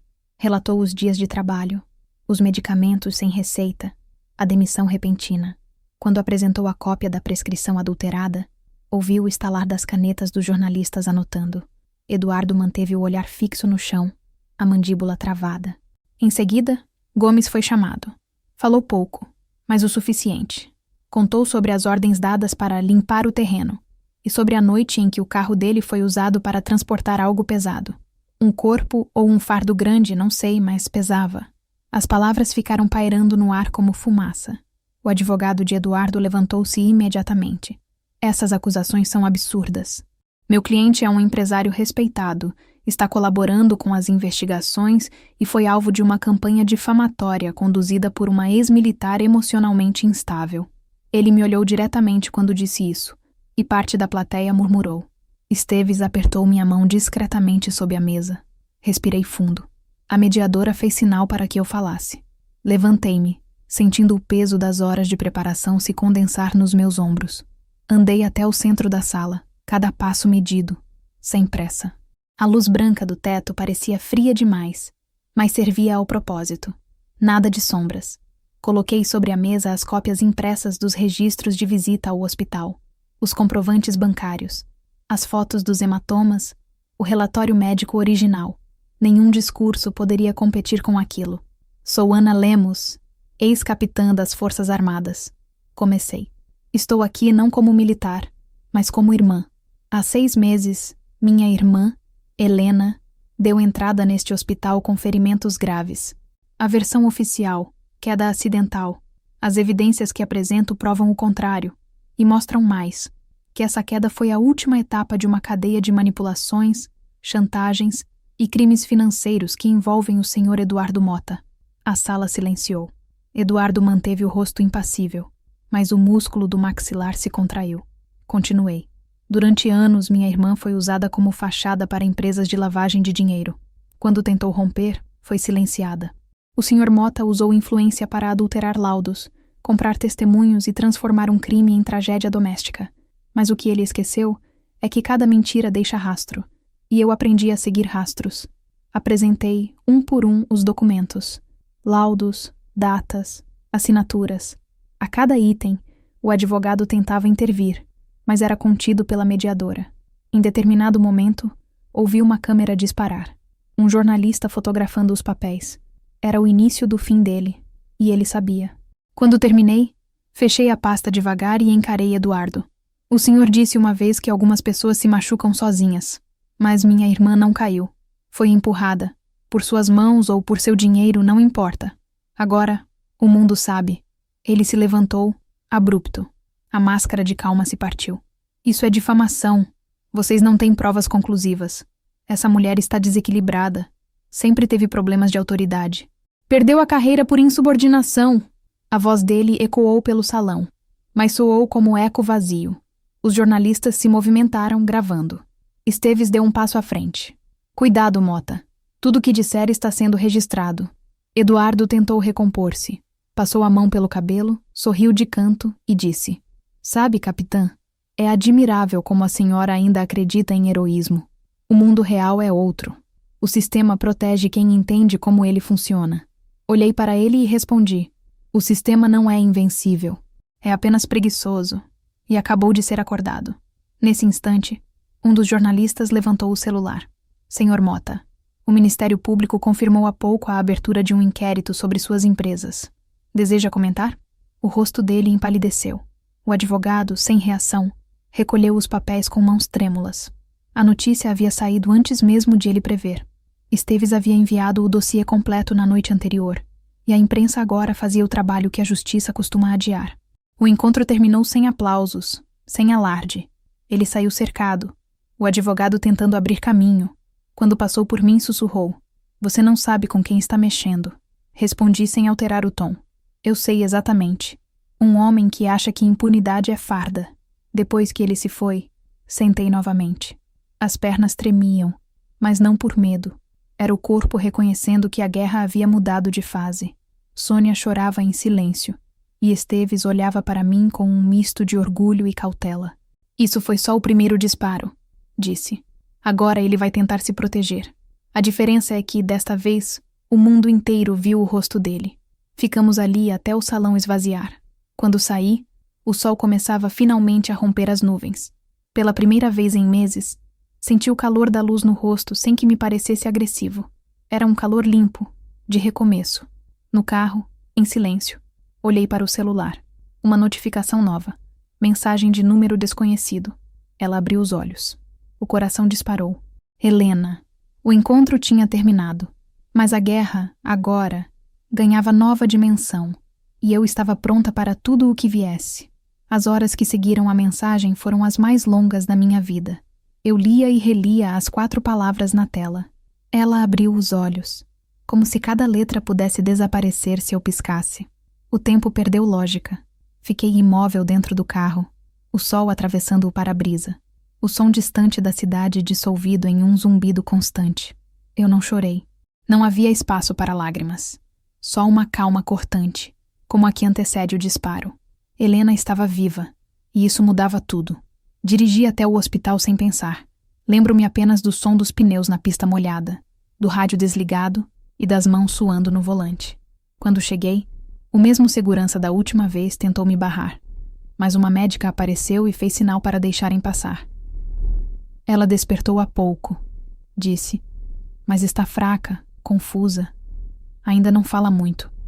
Reconheceu o próprio nome. O resto vai vir com o tempo. Entrei no quarto. O cheiro de desinfetante era o mesmo, mas algo estava diferente. O ar parecia menos pesado, como se a própria sala respirasse junto dela. Helena estava pálida, com fios presos em tranças soltas e os olhos semicerrados. Quando me viu, tentou mover os lábios. Aproximei-me, tocando sua mão. Ela piscou devagar, 2 vezes. O sinal que inventamos na infância quando queríamos dizer: tô aqui. Tá segura, Lena. Já passou, sussurrei. Mas no fundo eu sabia que não tinha passado. O corpo podia estar fora do coma. O resto ainda estava preso na escuridão onde ele a havia deixado. Nos dias seguintes, permaneci ao lado dela. Sônia vinha de manhã. Esteves à tarde. Evitávamos falar do nome dele, mas o nome dele estava em tudo. Nas marcas no pescoço, na cicatriz no braço, no medo que fazia Helena estremecer cada vez que alguém abria a porta. O médico sugeriu cautela. Ela precisa lembrar por conta própria, disse. Se forçar, o trauma se repete. Mas eu não queria forçar. Queria ouvir da boca dela, no tempo dela, a confirmação do que já sabíamos. Até que, numa tarde de chuva, enquanto eu arrumava as flores ao lado da cama, ouvi a voz dela, fraca, rouca, mas nítida. Ele me empurrou. Parei. Como, Lena? Ela virou o rosto devagar, os olhos marejados. A gente discutiu. Ele gritou, pegou o telefone, disse que ia acabar comigo. Eu tentei sair, escorreguei, e ele só me olhou cair. Fechei os olhos por um segundo, absorvendo a dor dela como uma corrente elétrica. Quando voltei a olhar, ela chorava sem som. Eu ouvi ele ligar para alguém, disse que estava feito. Segurei a mão dela com força. Agora você descansa. O resto é comigo. Mas o resto era um campo minado. Eduardo, depois da audiência, desaparecera da imprensa por alguns dias. Nenhum pronunciamento, nenhum vídeo. Apenas silêncio. O tipo de silêncio que prepara terreno para contra-ataque. Esteves me alertou. Ele vai tentar virar o jogo. Aposto que está montando uma versão de perseguição ou uma ação judicial por difamação. De fato, 2 dias depois, recebi notificação. Ele havia aberto um processo civil contra mim, alegando dano moral e manipulação emocional de testemunhas. Li as páginas com o mesmo tédio com que lia relatórios de reconhecimento de terreno. O inimigo sempre repete as táticas. Esteves riu. O golpe dele agora é burocrático. Está desesperado. Mas eu sabia que, por trás da aparência de controle, Eduardo se desintegrava. O inquérito aberto pelo Ministério Público começava a cercá-lo. O sigilo bancário havia sido quebrado, e as contas no exterior rastreadas. A imprensa, antes contida, agora se deliciava com o escândalo. O empresário exemplar virara manchete de corrupção e violência doméstica. Mesmo assim, a sensação de vitória não veio. Algo me pesava, um eco de desconfiança. Eu sabia como homens como ele pensavam. A derrota pública não os matava, apenas os tornava mais perigosos. Helena começou a ter melhoras rápidas. Caminhava pelo quarto com ajuda, falava frases mais longas. Certa manhã, pediu para ver o sol. Acompanhei-a até o pátio interno, coberto de vidro. Quando a luz tocou o rosto dela, vi surgir o que restava da mulher de antes. Uma força quieta, mas intacta. Eu achei que não fosse acordar mais, disse. Você acordou porque precisava ver o fim dele. Ela me olhou com algo entre medo e ternura. E o seu fim, Ana? Você também precisa ver? A pergunta me atingiu mais do que qualquer acusação. Não se preocupa comigo. Eu sei quando parar. Mas a verdade é que eu não sabia. Naquela noite recebi uma ligação desconhecida. A voz era masculina, baixa. Se você continuar, alguém vai pagar o preço. O som de um carro passando ao fundo denunciava que a ligação vinha de perto. Eu desliguei, anotei o número e repassei a Esteves.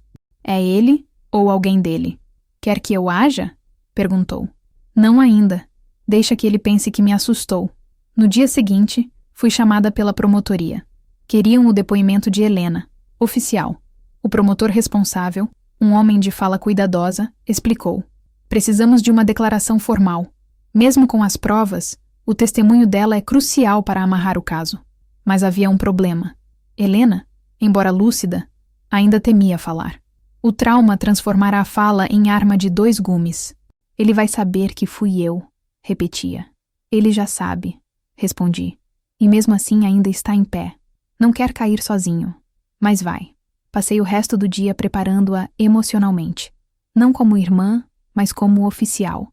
Ensinei-a a respirar, a fixar o olhar, a repetir só o que lembrava, sem floreios, sem medo de pausas. Quando ela finalmente sentou diante do promotor, a voz dela era firme, ainda que fraca.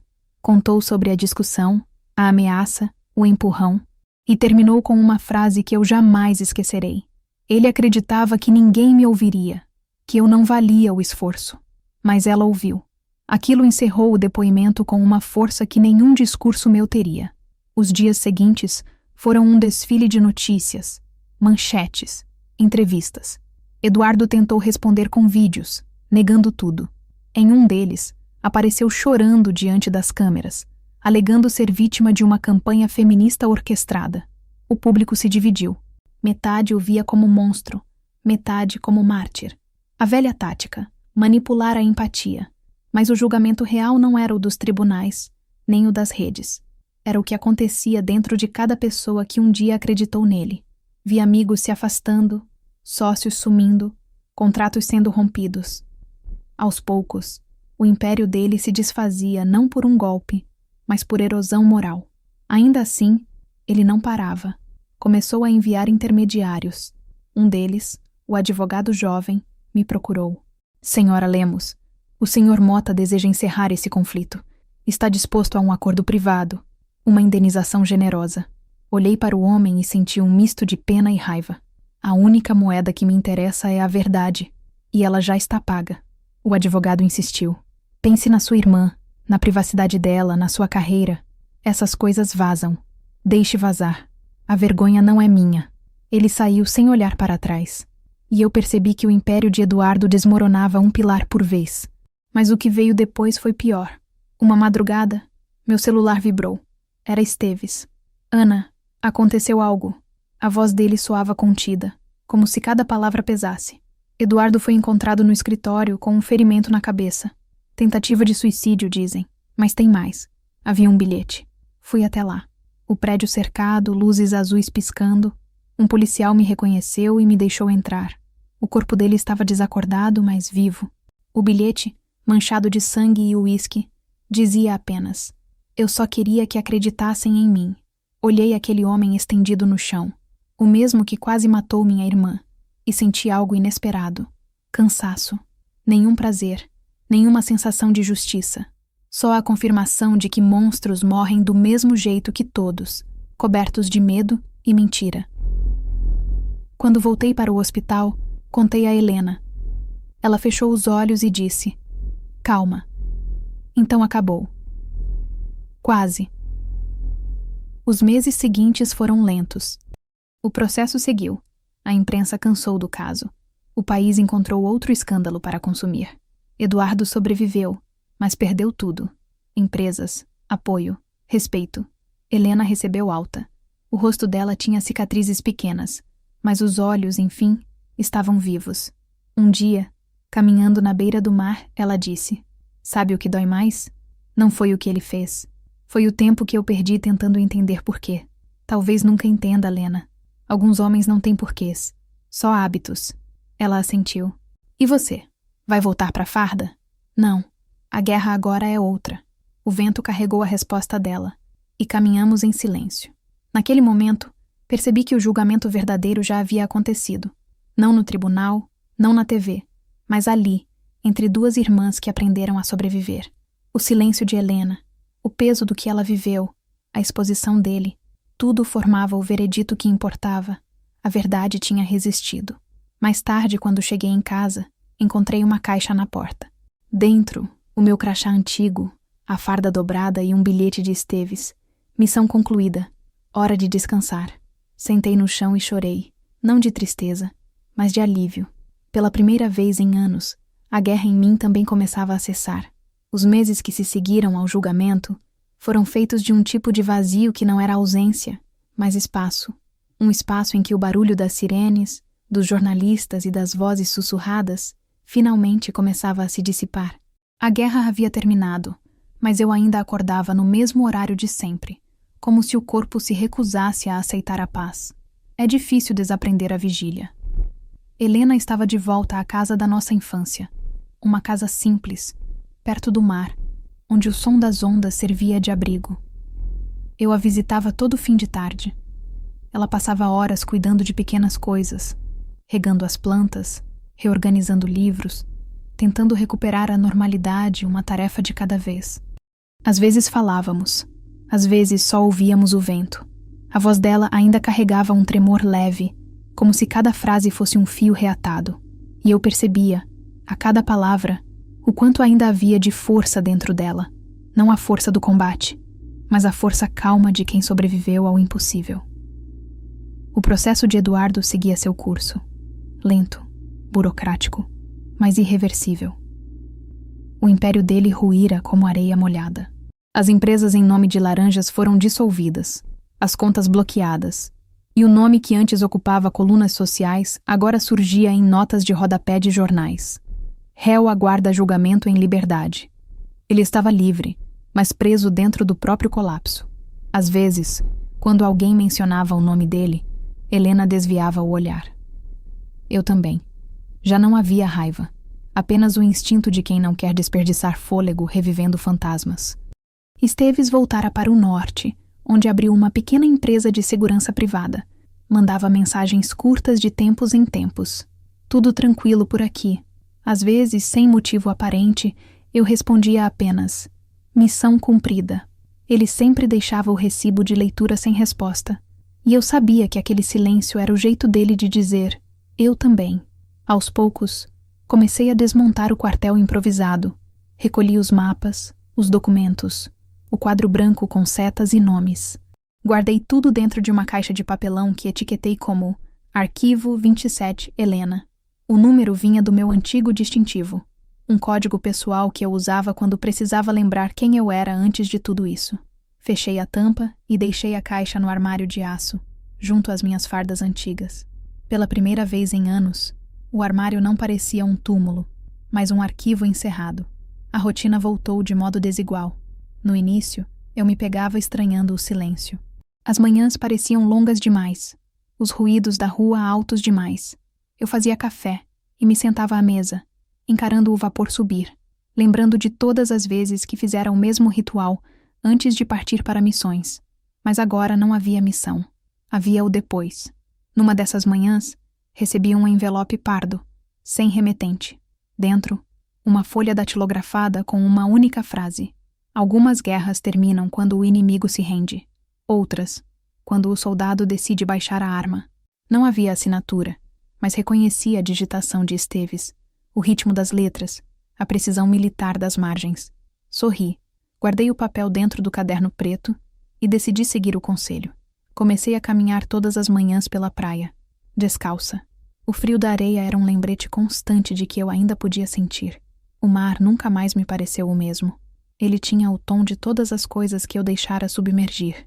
O medo, a raiva, o peso da responsabilidade. A cada onda que quebrava, eu pensava em quantas vezes tentei controlar o incontrolável. E pela primeira vez, deixei que a água levasse um pouco da culpa que ainda me prendia. Helena me acompanhou em algumas dessas caminhadas. No início, ela se apoiava no meu braço. Depois, começou a andar sozinha, passos ainda incertos, mas firmes. Você sabe o que é estranho? Ela disse um dia. Eu passei tanto tempo tentando lembrar o rosto dele, e agora não consigo mais. Talvez seja isso que chamam de cura. Ela sorriu de leve. Cura é só um nome bonito para esquecimento seletivo. Continuamos caminhando em silêncio. A vida, pensei, é feita de pequenas concessões à dor. Você não a elimina, apenas aprende a conviver sem deixar que ela comande os passos. Com o tempo, voltei a trabalhar, mas não no exército. Entrei para uma equipe de consultoria em segurança civil, ensinando técnicas de proteção pessoal para mulheres ameaçadas. No primeiro dia de aula, diante de 20 rostos atentos, percebi que ainda havia uma parte minha que acreditava na disciplina, no preparo, no poder da calma. Ensinei-as não a lutar, mas a reconhecer perigo, o tipo de perigo que chega sorrindo, o que oferece ajuda antes de pedir obediência. Cada aula era, no fundo, uma carta que eu gostaria de ter enviado a Helena antes que tudo acontecesse. Em casa, os dias foram se tornando mais leves. Voltei a cozinhar, a ouvir música, a abrir janelas. À noite, escrevia longas cartas que nunca enviava. Para meu pai, para minha mãe, para a mulher que eu fui aos 20 anos e acreditava que força era sinônimo de invulnerabilidade. Nessas cartas, aprendi a fazer as pazes com o tempo que perdi. O caso de Eduardo teve desfecho meses depois. Condenado a 8 anos de prisão por fraude e tentativa de homicídio, cumpriria pena em regime fechado. Recebi a notícia por mensagem. Nenhuma celebração. Nenhum alívio súbito. Apenas a confirmação de que o mundo, de vez em quando, corrige o próprio eixo. Naquele dia, fui até o hospital e sentei com Helena no jardim. Ela segurou minha mão e disse: "Agora ele não pode mais tocar em ninguém." Eu respondi: "Nem dentro da cabeça da gente." Ela riu. "Você ainda fala como soldado. E você, como quem venceu a guerra." Com o tempo, a palavra guerra perdeu o peso que tinha. Eu passei a vê-la como metáfora, não como vocação. Entendi que existem batalhas que não se vencem, apenas se sobrevive a elas. Num final de tarde, recebi uma ligação de Esteves. Vai gostar de saber. Sônia abriu uma clínica de apoio a vítimas. Nome bonito. Casa Aurora. Ele fez uma pausa. Disse que você foi o motivo. Fiquei em silêncio por um instante, olhando o horizonte. Então a missão continua, mesmo quando a gente acha que acabou. Exato, ele respondeu. Algumas missões não terminam. Elas se transformam em vida. Depois disso, desligamos. As semanas passaram. Um dia, Helena me chamou no quarto. Tenho algo para você. Entregou-me um pequeno pacote embrulhado em papel craft. Dentro, encontrei a foto de nós duas ainda crianças, segurando conchas na praia. No verso ela escreveu: "Para quando você esquecer, quem salvou quem?" Guardei a foto dentro do caderno preto. A capa já estava gasta, as bordas amassadas. Aquele caderno havia testemunhado cada fase, da dor à vingança, da vingança à reconstrução. Era a minha biografia secreta. Decidi não escrever mais nele. Fechei-o e o guardei na caixa de arquivo. Na noite seguinte, sonhei com Helena chamando meu nome em um campo aberto. Acordei com o som do mar batendo forte e percebi que algo em mim havia se reorganizado. Não era felicidade, era sossego. O tipo raro que vem quando não há mais o que provar. Passei o resto da madrugada sentada na varanda, ouvindo o vento. Quando o sol começou a nascer, o horizonte foi se pintando de tons dourados e pálidos. A luz se espalhou devagar, tocando o chão, a parede, meu rosto. Pensei em tudo o que perdemos e em tudo o que conseguimos resgatar. E então, pela primeira vez em muito tempo, deixei escapar um sorriso. Naquela manhã, vesti uma roupa simples, amarrei o cabelo e caminhei até o mar. O horizonte estava limpo, o vento úmido. Entrei na água até a altura dos joelhos e fechei os olhos. "Tá vendo, Lena?" murmurei. Dessa vez eu baixei a arma. Fiquei ali, parada, sentindo a corrente fria contra as pernas, o coração batendo num ritmo novo, mais leve. O silêncio ao meu redor era absoluto, mas não era vazio.